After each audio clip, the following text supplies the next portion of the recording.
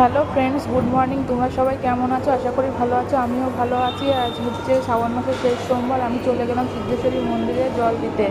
তোমরা কে কে আজকে পুজো করেছো আমাকে একটু কমেন্ট করে জানিও।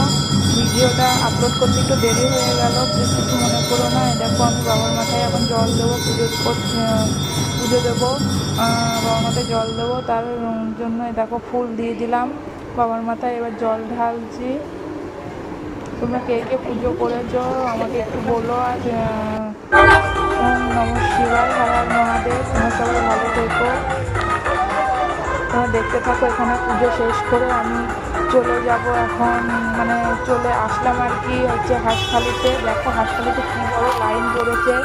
ভেবেছিলাম প্রথমে এখানেই পুজো দেবো, কিন্তু এখানে এত ভিড় হয় যে গেলাম না পুজো দিতে। তা যাই হোক, আমি আমাদের ওখানে সিদ্ধেশ্বরী মন্দিরে পুজো দিয়ে নিয়েছি। তোমরা দেখেইছো যেটা।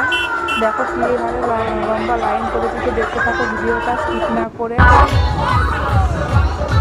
আর ভিডিওটা দেখে লাইক কমেন্ট শেয়ার করো এবং বলো তোমরা কেমন লাগলো ভিডিওটা। তো কী হারে লাইন পড়েছে। এই দেখো মন্দির, এখানে সব জল দিচ্ছে। প্রচণ্ড হারে কাদা হয়েছে। আগের দিন বৃষ্টি হয়েছিল যেহেতু প্রচণ্ড হারে কাদা হয়েছে এখানে। আমি বেশি ভিতরে